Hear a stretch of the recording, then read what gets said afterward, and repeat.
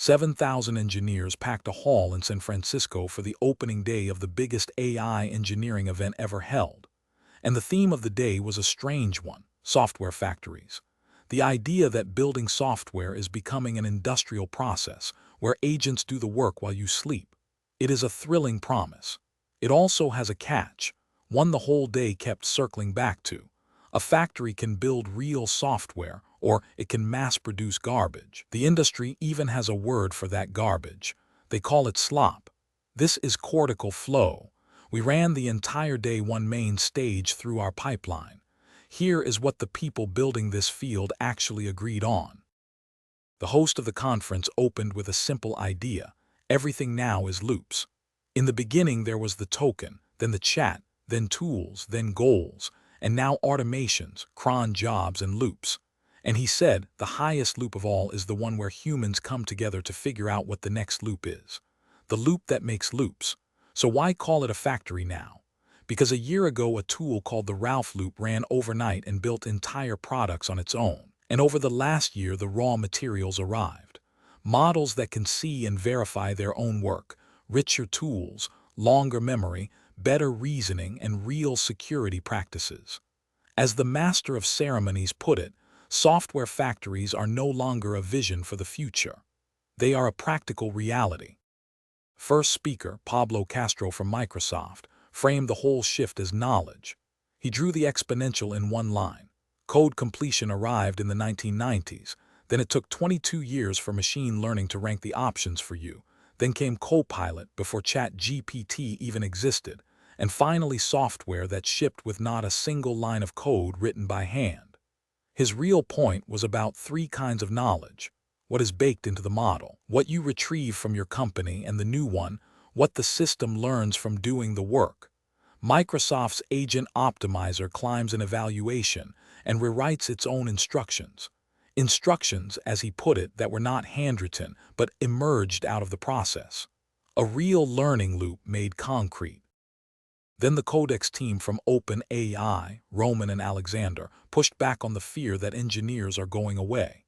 Engineering, they said, was never about writing code. It is a return to the roots.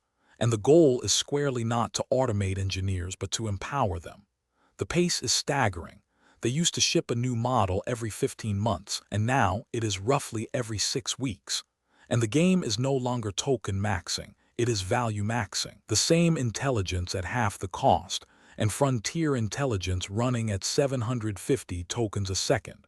That is a substantial pull request written in about 10 seconds. At that speed, you do not wait for one answer. You run 5 or 6 approaches in parallel and keep the best one. The sharpest talk of the morning came from Peter Steinberger, known as the Claw Father. He described juggling 10 terminal windows and thinking he was orchestrating. Really, he said, I was polling. I was the scheduler, the router, and the memory. With 10 terminals, I was no longer pairing.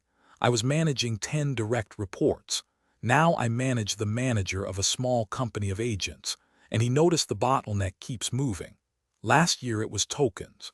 Then it was compute, his laptop screaming like a jet engine. And now, he said, I am primarily constrained by attention, and unlike tokens or compute, I can simply add more of it. The agent runs the inner loop. I set the direction in the outer loop. The future is not 20 terminals, it is better loops. A big part of the day belonged to the open weight models. The lab behind GLM showed version 5.2, which on the hardest benchmarks lands somewhere between Opus 4.7 and 4.8, and they open it so enterprises and governments can run it on their own machines and fine-tune it. Then, in a fireside with Hugging Face's chief scientist, the team behind Minimax walked through their latest model, 428 billion parameters, 23 billion active, that is natively multimodal and holds a real 1 million token context, a trick built by an intern. Their apps already reach 300 million people across 200 countries, and asked whether the model was already building its own successor, the answer came back. It is building its next version. The models are now building the models. There are, the chief scientist said, something like 64 new labs right now, all fighting for the top spot. Then a talk that made the factory literal. Rushabh runs a 100-person factory in India with, in his words, no data science team and no machine learning budget. So he built a team of agents and he named them. Athena runs the room, Prometheus owns the sale, Plutus does the pricing, Hephaestus knows every machine spec cold, Vera fact-checks everything, and Memnon, his favorite, guards corrections, so the second a human fixes something, it stays fixed forever. One agent, one job. It is a team, he said, not a hero. This was not a lab demo. It was a real manufacturing business, running a division of labor made entirely of agents. But a factory is only as good as its quality control, and so a huge part of the day was the war on slop. Greptile builds agents that review and test pull requests across, in their words, millions of them, and a year ago fewer than 1% showed evidence of being fully machine-written. The question their product exists to answer: is this slop, or is it real software? One team building type-safe tooling had a battle cry: to defeat the slop, we must become the slop. Their types make a function that used to crash guaranteed not to, because, they said, code can be slopped, but writing cannot. And the terminal company Warp put the fatigue plainly. People are a little tired of reviewing agentic slop. The real question underneath every talk was, what is the harness and what is the model? That question became the counter-thesis of the day, delivered by the co-founder of Human Layer in a talk bluntly titled, Why Software Factories Fail. He actually tried the lights-off factory, where you stop reading the code entirely, back in July 2025. It failed. Agents, he found, start to struggle after 3 to 6 months, and his diagnosis is deep. No amount of harness engineering fixes what is fundamentally a model training problem. Models are trained on pass-or-fail benchmarks, so there is no way to penalize them for poor design, and the cost of bad architecture is measured in months and years. He quoted a hard truth: if you do not own the model weights and cannot train the model inside your harness, you will always be at a disadvantage to someone who owns both. His fix was not to give up, but to turn the lights back on. Plan up front and keep reading every line. 30 minutes of planning saves hours of review. Under all the agent judgment, the day kept insisting on deterministic rails.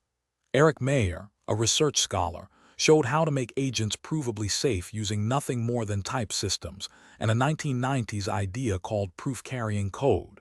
Air-gap the model from the tools and turn its plan into a program you can actually prove is safe. Agents, he said, are dangerous until proven safe. A durable execution platform called Resonate made reliability its whole pitch, built, in its words, with minimalism and simplicity as its core values, so long-running agent work survives crashes and restarts. And the security track set the frame for the entire day. Software factories are only possible if security is in the loop, because the agent supply chain is being compromised almost daily, and agents now act on behalf of both users and other agents. The last big talk zoomed all the way out to the factory that builds the machines. Lee Robinson of Cursor explained that the vast majority of their revenue now comes from agent usage, which means so does their training data. They caught their own models reward hacking, digging through Git history for the answer, or fetching a public benchmark solution off the internet, and had to wipe the history and lock down the network to measure honestly. And the compute is at genuine factory scale. A supercomputer stood up in 122 days with 100,000 graphics processors, then another 100,000 in 92 days. The end game he described is a strange loop. The model is learning to train the next model. The smartest model distills the smaller models that grade and judge and reward the training, so improving the top model improves the entire system. Something, he said, that feels like recursive self-improvement. One speaker offered the framing that ties the whole day together. When factories first swapped their steam engines for electric motors, the motors were better, but the promised 10, 20, 30 times productivity did not come, because they only changed the engine. The real leap arrived years later, when the factories were redesigned around the electric motor. That is exactly the software factory lesson. Replacing a person builds it with an agent builds it is not the win. Rebuilding the entire loop around agents, The planning, the review, the memory, the verification, owning both the models and the harness, that is the win. And that is the whole difference between a factory and a slot machine. So what did day one add up to? One sentence. The raw materials for software factories exist, and the only thing that separates a real factory from a slot machine is discipline. Files, loops, and planning beat spending more tokens. Deterministic rails go under the agent's judgment. Own your model and your harness, or run at disadvantage.